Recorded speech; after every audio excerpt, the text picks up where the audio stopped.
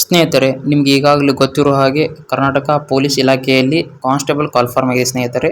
ಸ್ವಲ್ಪ ಜನಕ್ಕೂ ಏನು ಓದಬೇಕು, ಯಾವ ಸಿಲೆಬಸ್ ಓದಬೇಕು ಇನ್ನೂ ಕ್ಲಾರಿಟಿ ಇರಲ್ಲ. ಏನು ಓದಬೇಕು ಅನ್ನೋದು ಈ ವಿಡಿಯೋದಲ್ಲಿ ತಿಳಿಸ್ಕೊಡ್ತೀನಿ ಸ್ನೇಹಿತರೆ.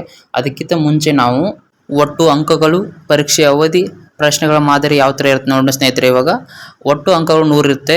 ಪರೀಕ್ಷೆ ಅವಧಿ 1 ಗಂಟೆ 30 ನಿಮಿಷ ಇರುತ್ತೆ. ಪ್ರಶ್ನೆ ಮಾದರಿ ಬಹು ಆಯ್ಕೆ ಪ್ರಶ್ನೆಗಳು ಇರ್ತವೆ, ಅಂದರೆ MCQ ಇರ್ತವೆ. ಇವಾಗ ನಾವು ಸಿಲೆಬಸ್ ಏನಿರುತ್ತೆ ನೋಡೋಣ. ಮೊದಲನೇದಾಗಿ ಸಾಮಾನ್ಯ ಜ್ಞಾನ, ಜನರಲ್ ನಾಲೆಜ್ ಇರುತ್ತೆ.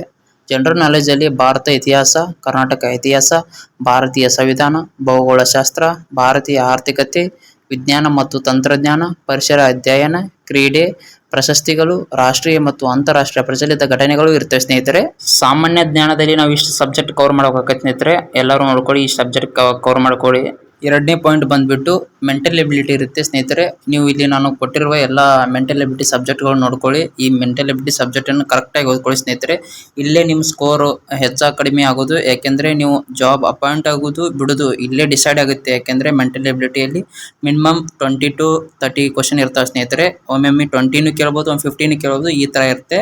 KA ಅವ್ರು ಯಾವ ಥರ ಕರೀತಾರೆ ಅನ್ನೋದು ಒಂದು ಕ್ಲಾರಿಟಿ ಇರಲ್ಲ ಸ್ನೇಹಿತರೆ. ಅದಕ್ಕಾಗಿ ಸ್ವಲ್ಪ ಮೆಂಟಲ್ ಎಬಿಲಿಟಿ ಫೋಕಸ್ ಮಾಡಿ. ಥರ್ಡ್ ಒನ್ ಬಂದ್ಬಿಟ್ಟು ನ್ಯೂಮರಿಕಲ್ ಎಬಿಲಿಟಿ ಇರುತ್ತೆ ಸ್ನೇಹಿತರೆ. ನೀವು ಇಲ್ಲಿ ನೋಡ್ಬೋದು ನ್ಯೂಮರಿಕಲ್ ಎಬಿಲಿಟಿಯಲ್ಲಿ ಏನು ಕೊಟ್ಟಿದ್ದಾರೆ ಅಂದರೆ ಶೇಕಡಾವಾರುಗಳು, ಲಾಭ ಮತ್ತು ನಷ್ಟಗಳು, ಸರಳ ಮತ್ತು ಚಕ್ರ ಬಡ್ಡಿ, ಅನುಪಾತ ಮತ್ತು ಸಮಾನುಪಾತ, ಸಮಯ ಮತ್ತು ಕೆಲಸ, ಸಮಯ ಮತ್ತು ದೂರ, ಸರಾಸರಿ, ವಯಸ್ಸು ಮತ್ತು ಸಮಸ್ಯೆಗಳು, ಕ್ಷೇತ್ರಫಲ ಮತ್ತು ಪರಿಮಿತಿ, ಈ ಥರ ಹಲವಾರು ಸಬ್ಜೆಕ್ಟ್ಗಳಿದ್ದಾವೆ ಸ್ನೇಹಿತರೆ ಇಲ್ಲಿ ನ್ಯೂಮರಿಕಲ್ ಎಬಿಲಿಟಿಯಲ್ಲಿ.